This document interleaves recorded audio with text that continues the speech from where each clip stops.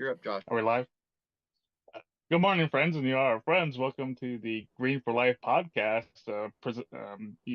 done by the Green Party of Alaska. As always, I'm Kotzebue City Councilor Joshua Hadley. I'm also the treasurer of the Green Party of Alaska and president of the Kotzebue Chess Club.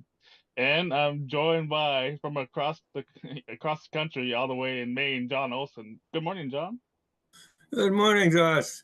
Good to see you, my friend.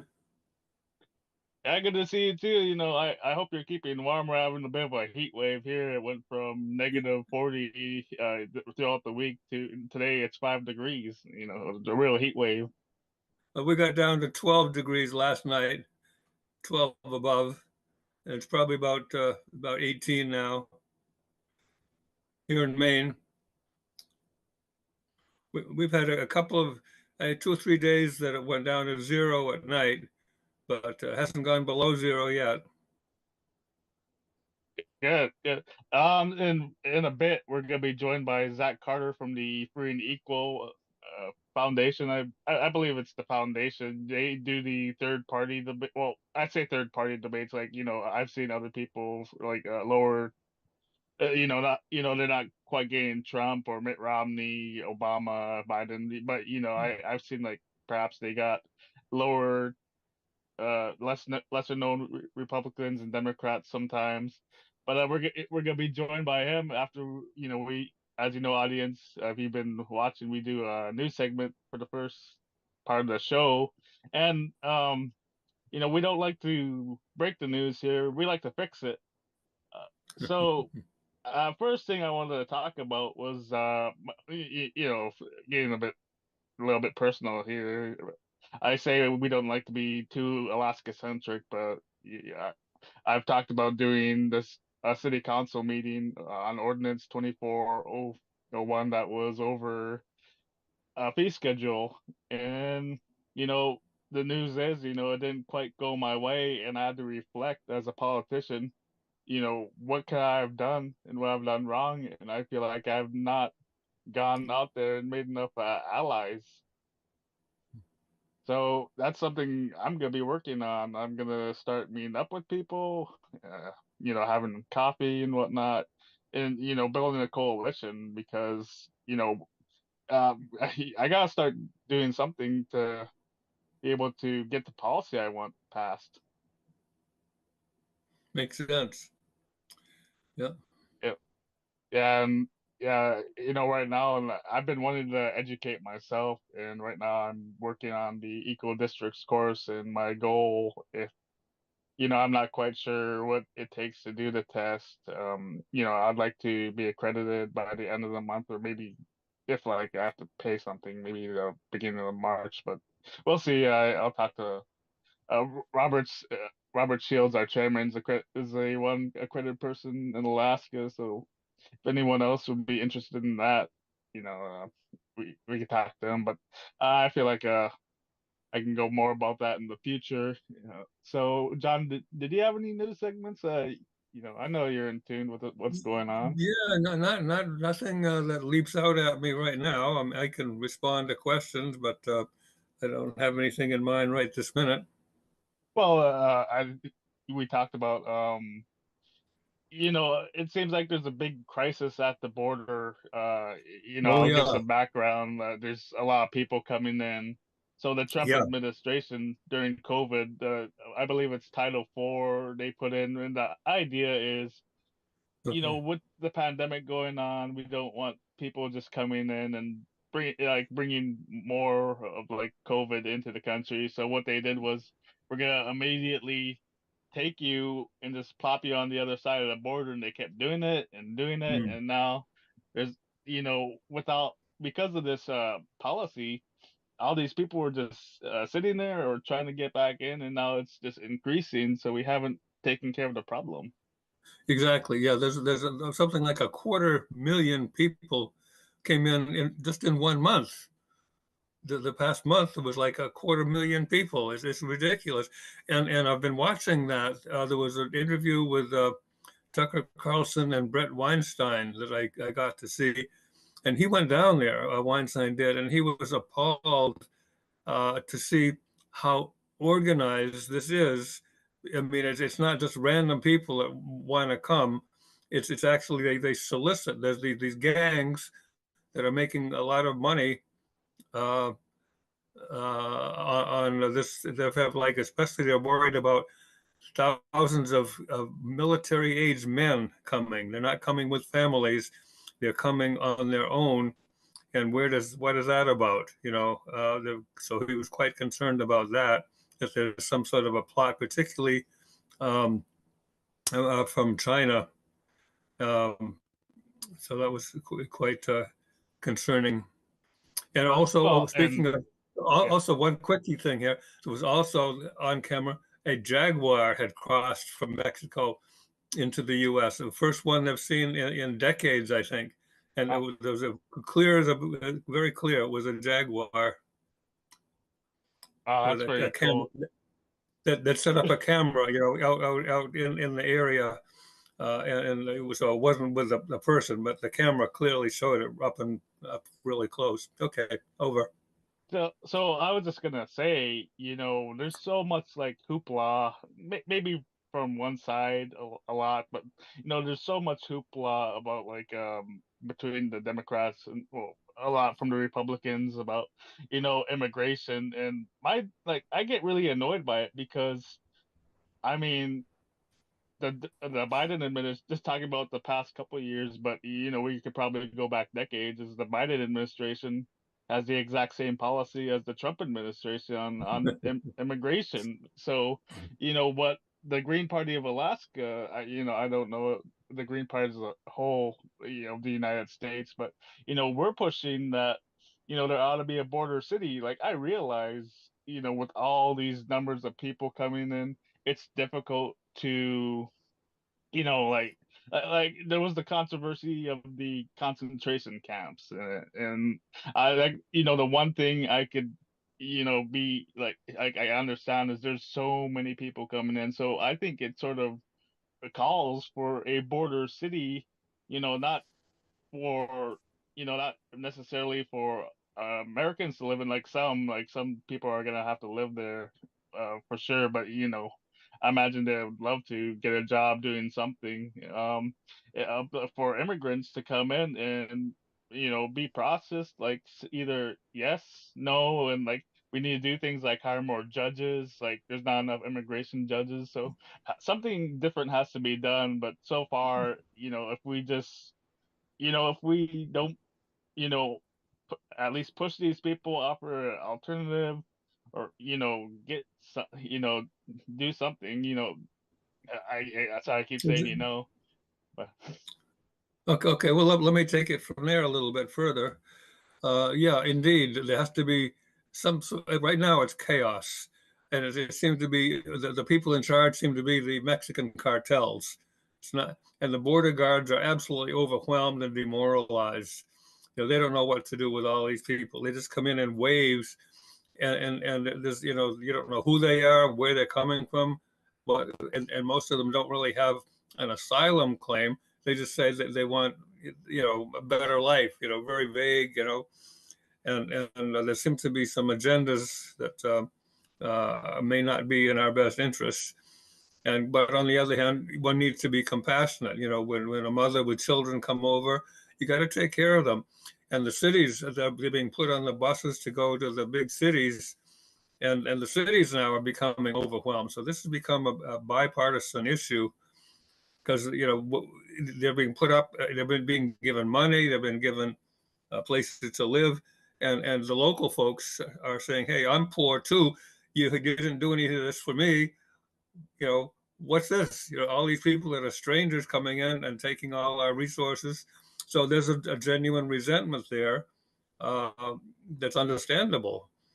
And so it's a really difficult thing without control on the border, and that's what people like Bobby Kennedy are talking about. He's well, very clear on what he wants to do.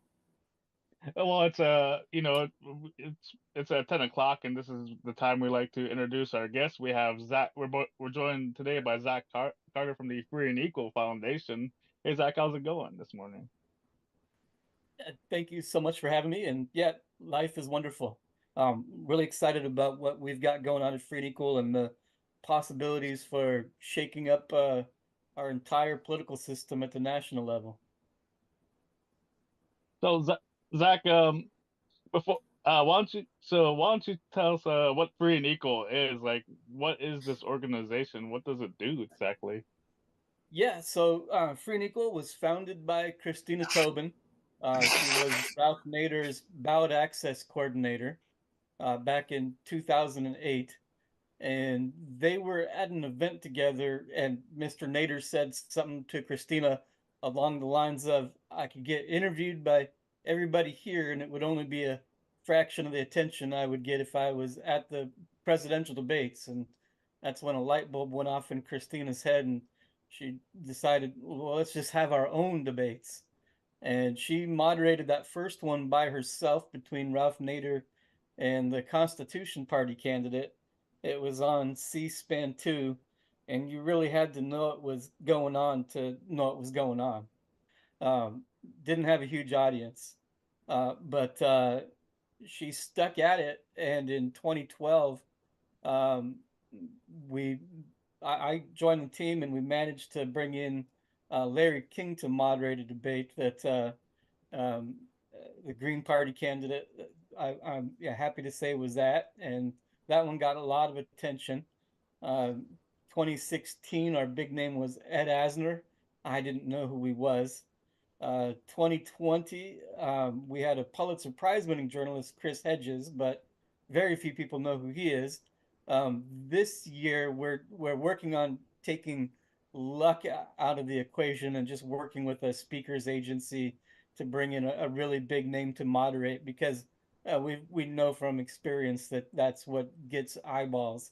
And then we're also looking at a couple well-known personalities. I guess I can say their names. We're working on getting questions sent in from, I don't know if it'll happen or not, but pre-recorded questions sent in from Julian Assange and what's I and now I can't remember the name of the other guy that's exiled to Russia right now. But yeah, Oh, like Snowden or something? exactly, Snowden. Yeah, but yeah, we produce what I call third party presidential debates, and if Christina was here, she'd smack me because she calls them open debates. Yeah, she's adamant that these are not third parties, that they're all equal, right? So free and equal. She Yeah, well, I was gonna say, you saw a few minutes ago. I was like, I almost said third party debates myself. I had to think about it. Like, it's not just third party. But I was interested. Like, can you give us your background? Like, where did you come from? Did you just come from a alien planet? Like they said, we need someone to fix this system. Like, we're tired of these debates they put on MSNBC or NBC and Fox, like get this guy down there, or is that not what happened? Like, No, how I came to free and equal is just completely random.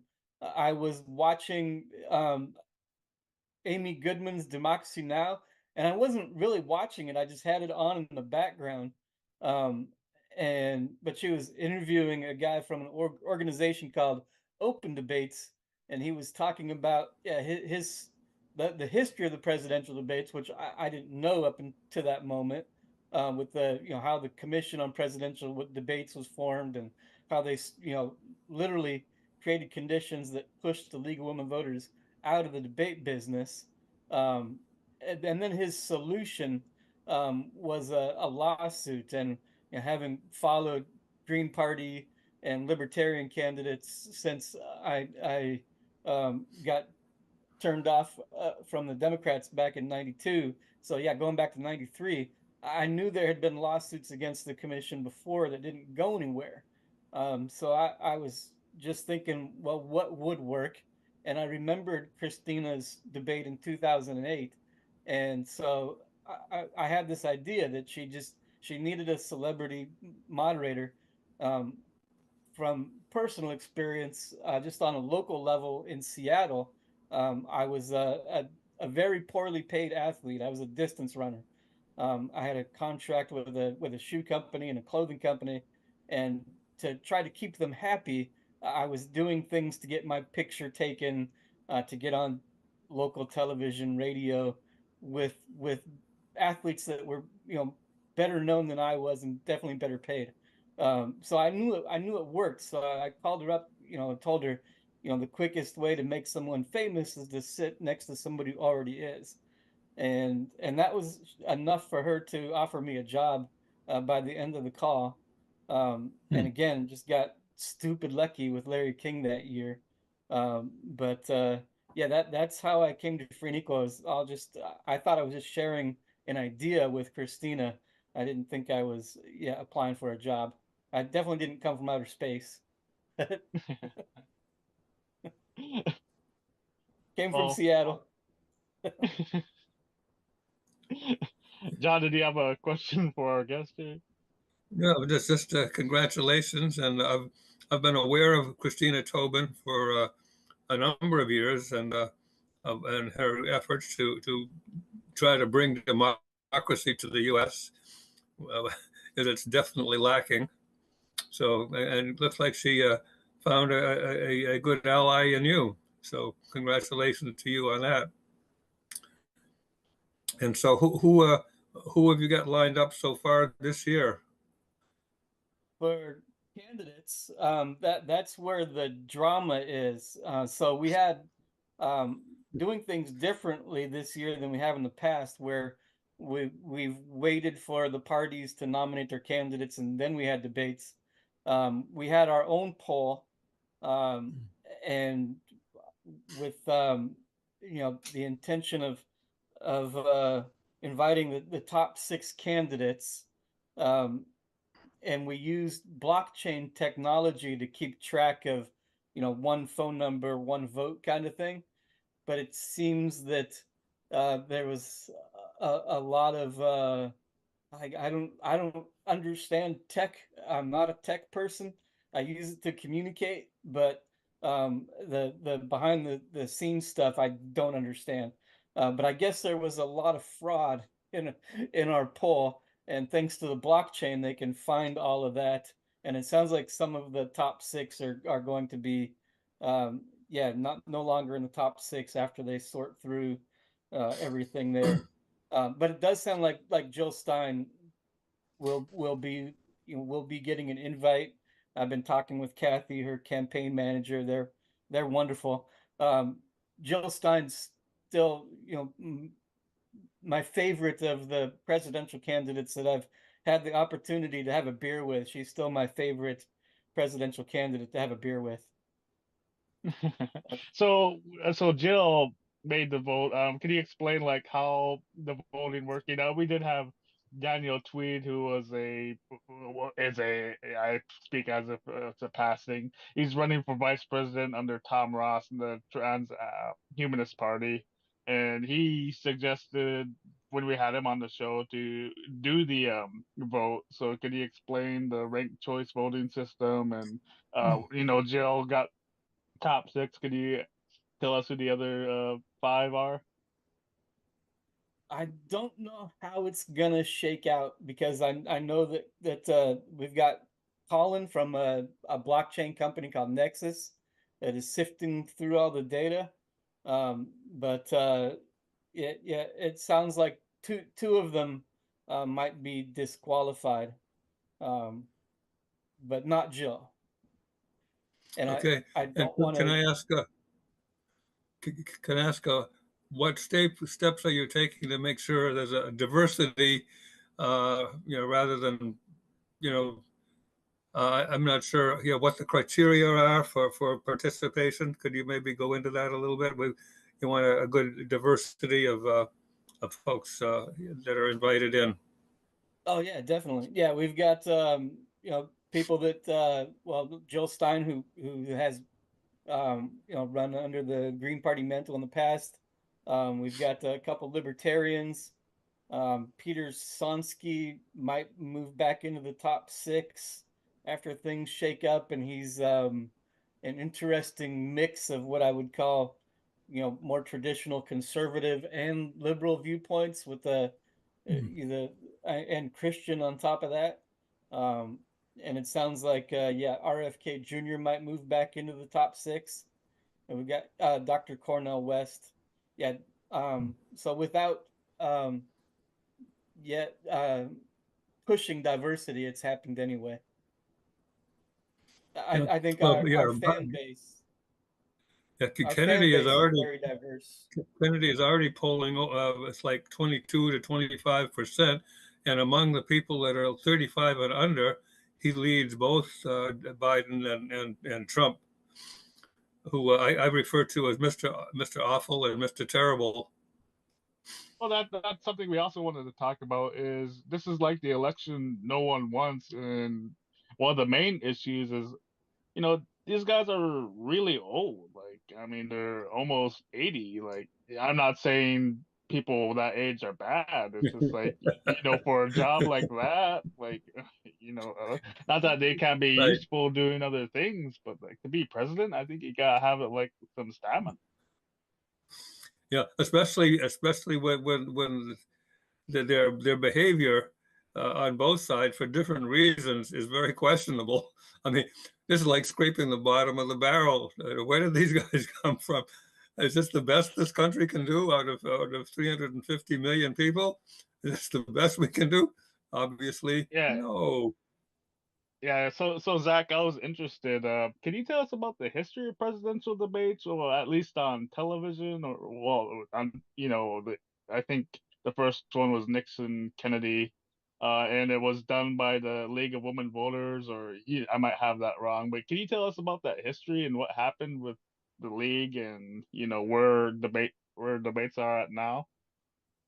Yeah, so the first debates, like the Kennedy Nixon debate, were run directly by the networks, um, CBS, ABC, NBC, and PBS. Maybe it wasn't PBS the first one, but they had a panel of anchors from each of the networks represented, and they did a pretty good job. There was actual debate going on, and then the League of Women Voters got involved and ran the debates starting in the '70s up to '84, and they did a really good job too.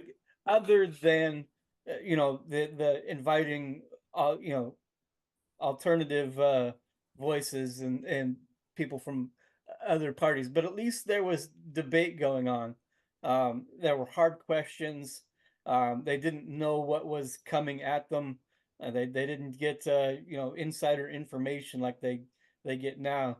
But yeah, everything went downhill, really downhill in '87, '88 when three former chairs of the DNC got together with three former chairs of the RNC and essentially said we can't have this outside organization having this much control over what we all see as our process. And they created conditions to they colluded with the Dukakis and the H.W. Bush campaigns that year to create conditions to push the league out. And the league put out a big statement. You know, the sentence that stuck with me, it still sticks with me, is this is a fraud upon the American voter. Um, but yeah, their big issue was that they weren't going to be involved with something that wouldn't allow for the hard questions to be asked.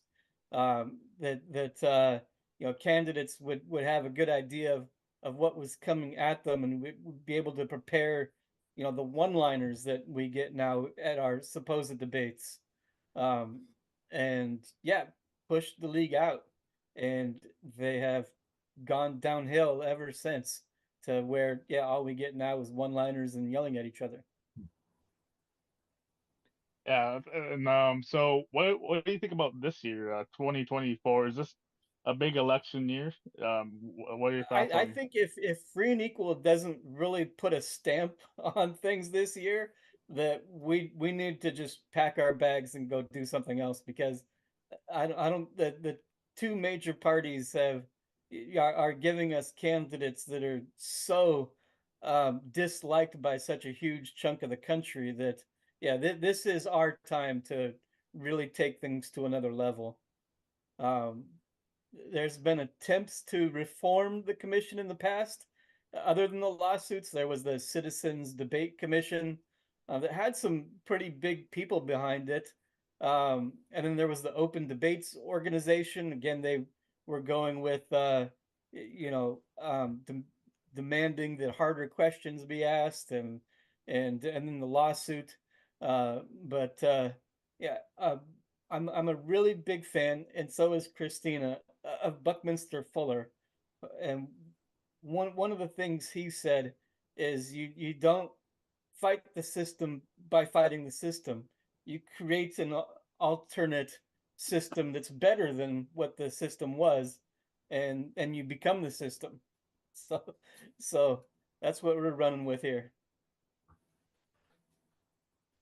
And One thing that's so, what yeah, okay. go ahead, John. I talked Okay, enough.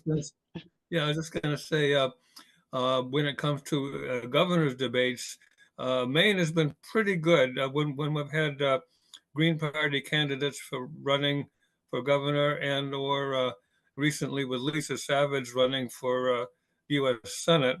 Uh, Maine has been pretty open about allowing us into the debates with the two big parties, and so we've had pretty good access. And we were able to retain ballot access when it was the requirement to get over 5%.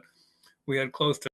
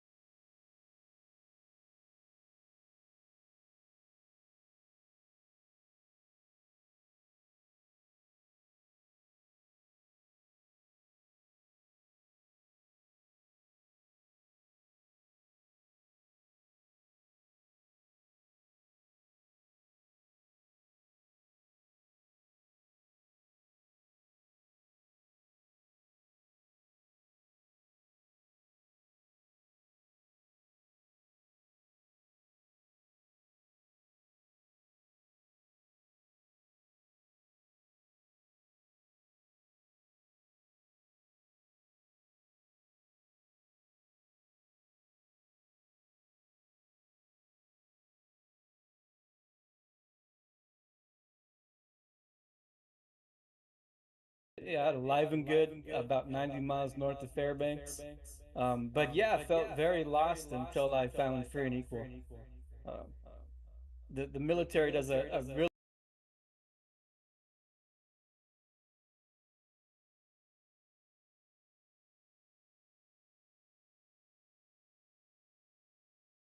and nothing you ever do could ever be this important.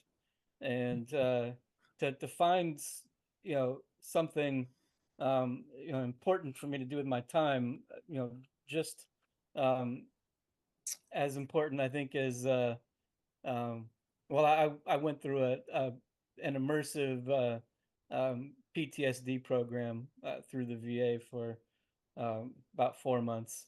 But yeah, I think that's just as important um, for me to find something that yeah, doing good things for the country, right? Well, I lost my illusions about the government back in the 60s and early 70s during the Vietnam and the draft era. That was my awakening, and I've been on a different course ever since. So, So were you a draft dodging hippie? I called myself maybe one-third hippie. The rest was political activist. Gotcha. So my father was full on draft dodging hippie. Yeah, yeah. Yeah. I identify to an extent, but a lot of them were just drop out and, instead of combating the oppression and revealing it and educating people. But so we did a lot of that. Yeah, so my so Zach, father was very yeah. disappointed in me when I joined the service, and what I'm doing now is yeah, redeeming to him. So I'm redeeming myself to my father. Oh, good. Yeah. Good, good, good. So All Zach, right. have you been able to review the Green Party of Alaska's priority list? How do We you feel we about have that? had so much drama. I haven't had time, but I will get to it. I did talk about you guys using our blockchain for your poll, and that is Mhm. something that is very possible. Christina wants that to happen. Oh wow, fantastic. So, since you didn't go over that, that's fine. I wanted to ask. Um, Sorry guys, I'm looking over my sheet here to talk about something. So so yeah, you, when you decided to jo join how you figured out free and equal, or maybe that's not the word. You were watching the show like Democracy Now. Can you explain that? Amy Goodman's Democracy Now. Yeah, I mean, I imagine a lot of people don't know what it is. It's not like it's the NBC nightly news, NPR. Right, right. Yeah, typically found on I guess it used to be on Current TV, which was Al Gore's company, and that might have been where I was watching it back then. But it's picked up on I think a lot of like free speech TV. Um, yeah, so it is on cable. It's just not super easy to find. Definitely a progressive, alternative progressive um, talk show. Yeah, it's sort of like free and equal. Unfortunately, you don't get the time slots these other debates are, but it's a little bit harder to find, uh, I, unfortunately. th- I But think I think the consensus is that she used to be quite a good critic of the empire and the nefarious thing, but she's kind of adapted to it and is what the phrase is nowadays is controlled opposition. So yeah, I don't look to her for inspiration anymore or really good coverage. It's kind of more or less go along with the program with some criticism. That's kind of, I think, the assessment on the left. well, I wanted to ask I wanted to, well, Zach, if you have something to say, to add another question. Yeah, and unfortunately, that's the case with a lot of um, media, right? They can't upset their advertisers, and their advertisers tend to be the pharmaceutical companies, the military industrial complex companies, and so you can criticize them at the edges, but you can't go, too far, or you get fired, like Phil Donahue and others that yeah, have gone down that path. So what I wanted to ask actually sort of goes into this. So so is free and equal? You know, you guys, you have all the money in the world. You know, you're just doing all this stuff about blockchains and whatnot. Or I imagine it's a more grassroots organization, right?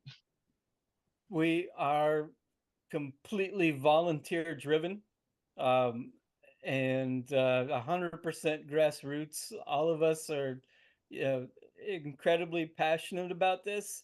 There's been candidates I've wanted that I, supported in the past, that I wanted to see on the debate stage, and it was always frustrating that they were, never invited. Um, and So no, this is definitely a passion project, and we are, like I said, completely volunteer driven. We depend on donations to keep us going, um, and we have a public fundraiser up right now at a platform called Give Butter. Um, and I think we've raised about 40 grand through that. But no, these are expensive, and yeah, donations. Everything goes towards, yeah, the debates. That doesn't go towards my my private jet. I got a question I for don't you. have one of Do those. you do you have any other format besides the live in-person debate? Is there any kind of forum, out in the public, or the other options besides the debates? Is there, what's the thinking on alternative venues? Yeah, we've thought about doing virtual debates in the past, and I guess that's what you're talking about, right? Online debates. Wide open, wide open. How do you mean? Oh, you know, Well, I like are mean, you doing forums or something? You know, a forum's not quite a debate exactly. You know. Oh yeah, yeah. we In are other words, looking at doing a forum, uh, kind of I guess um, production this summer. Um, we're in talks with the libertarians that put on the Freedom Fest event every summer in Vegas, about, yeah, bringing in people like Jill Stein and Cornel West and RFK to do a forum kind of uh, format,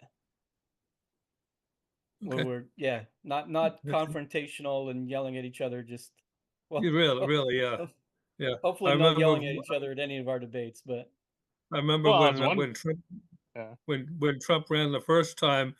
I mean, I remember all those Republicans was, who could yell the longest and who could be the most insulting.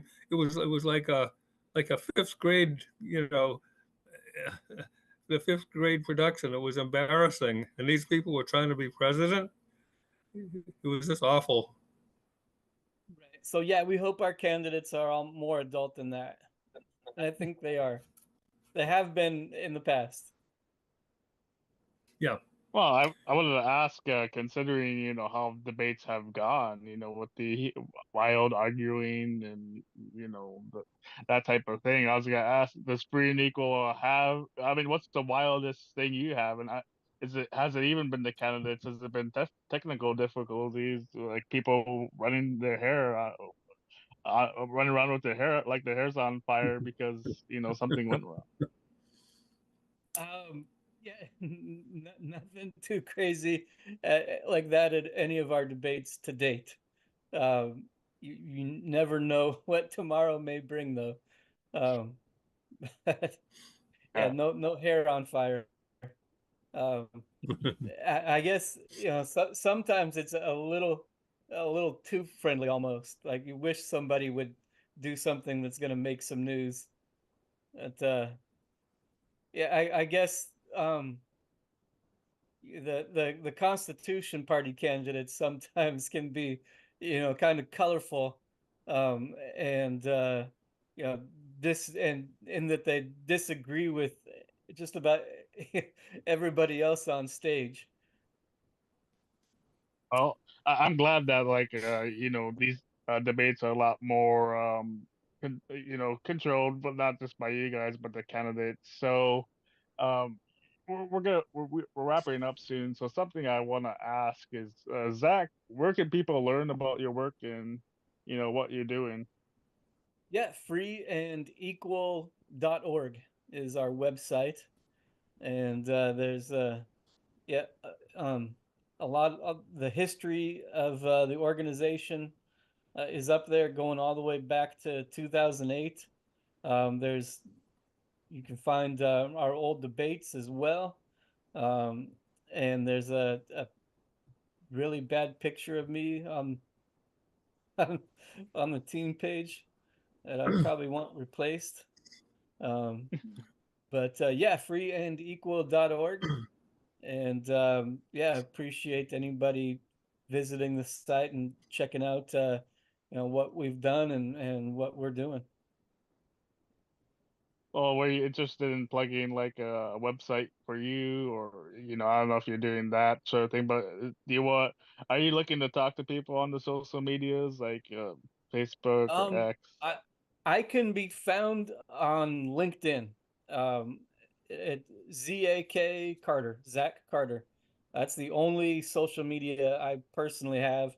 When Free and Equal hit like 100,000 followers on Facebook, I just figured, well, I don't have to do that anymore. So I deleted it, deleted all my personal social media, um, and it's nice not Yeah, to have yeah, overload of social media accounts.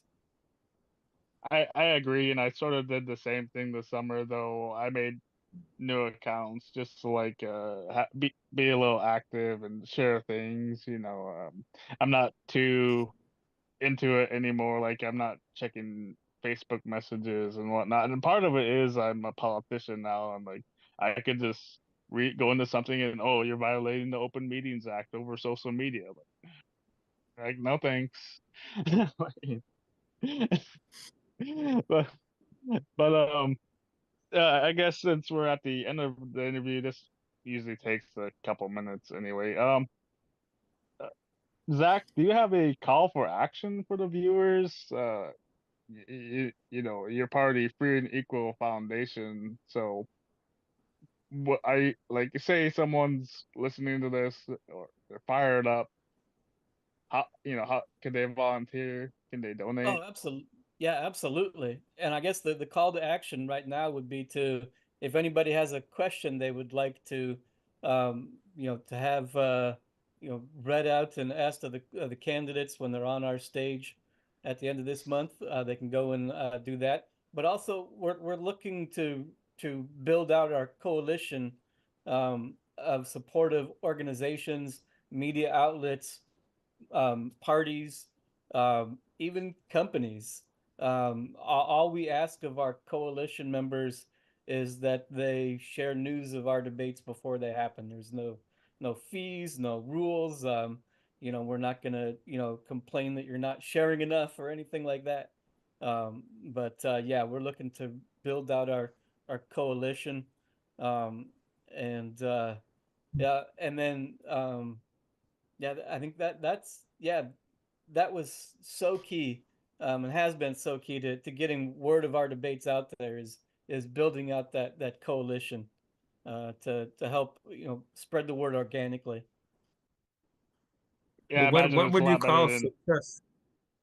What would you call, what would be your definition of success for free and equal? What would it be?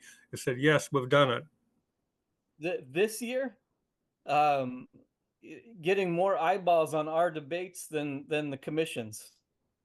Because that, Okay, yeah, good that's goal. yeah. We want to really shake things up this year. This is our time to do it, and here we go. Thank you. Yeah, imagine if you're able to organically grow, the amount of people interested. It's gonna do a lot better than just, all right, we're gonna plop it on C-SPAN too, right? Yeah, yeah.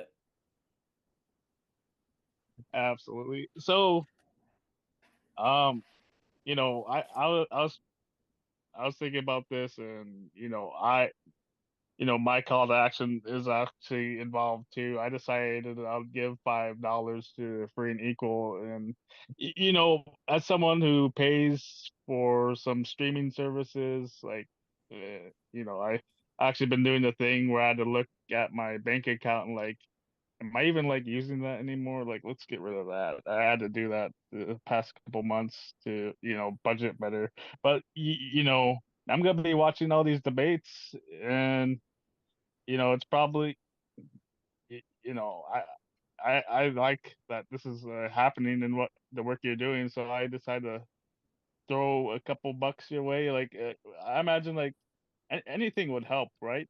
Oh yeah, Right, Zach? definitely. And I'm really bad about asking for money, so I'm better at asking if you have a wealthy uncle. Turn your wealthy uncle onto what we're doing.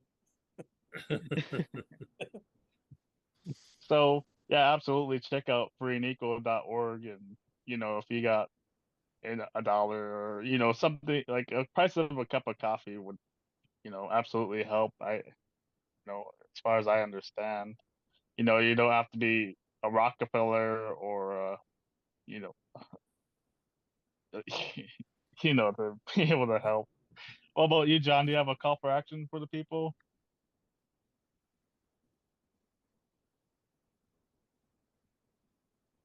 Done.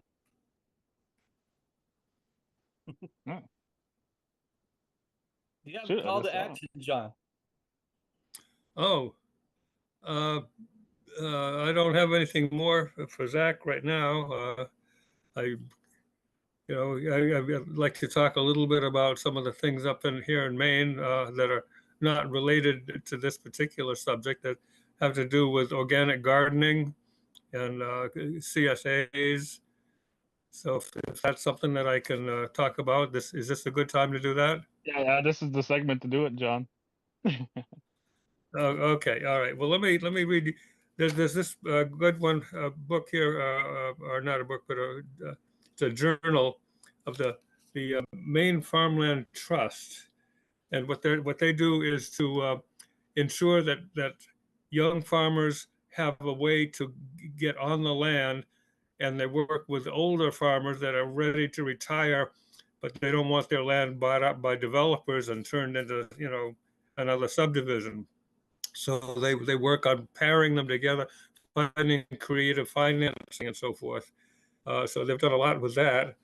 And I just could read a little bit here about this a couple named Ripley, and it says the organic farm that they have has so much demand for their community-supported agriculture program, they no longer need to load trucks for farmer markets and spend their weekends, days hawking veggies in Bangor. Pretty much, he says, 100% of our produce is already sold when we plant it. One thing that makes this area so good, and they're living in the poorest county in Maine, and Maine is not a rich state to begin with, is the value the residents place on good, fresh, healthy food. People are aware that these towns were built on farming, and they care about supporting their local farms. And the quote is, I can't see how our area relates to other places, but it appears that what we have to do here is quite special. So the challenge would be to carry this on to other areas and see what can we do that they've done right. Um, he says he's observed a shift in awareness around locally farmed produce, as manufacturing jobs have gone away for good and people have started to reappreciate real food, the opportunities for reestablishing smaller farms seem to have found its way back, especially in the past 10 years.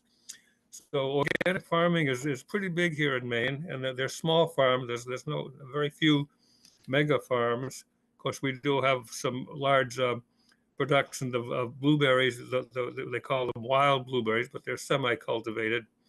And then maple syrup is another, and potatoes. But there's a lot of smaller, organic gardening, and we have a major organization called the Maine Organic Farmers and Gardeners Association, which is the oldest and biggest one in the country. And every year they do a fundraiser. It's called the Common Ground Fair in the town of Unity, Maine. And some 60,000 people come over 3 days. And I think of it as sort of organic gardening meets Woodstock.